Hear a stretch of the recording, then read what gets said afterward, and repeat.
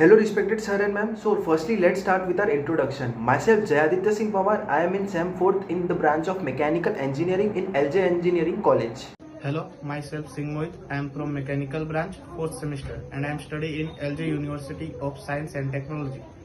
And I am excited to share you some instinct in this incredible engineering marvel. So let's start with our introduction of our project multi-purpose pump stand. So this is the look of our project made with basic welding processes and some finishing with color coating.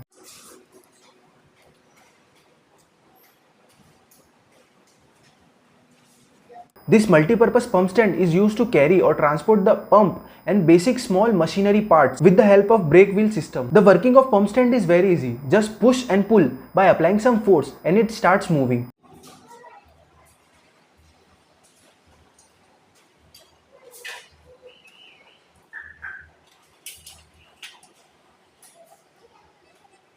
So I am going to tell you about the dimensions of my project.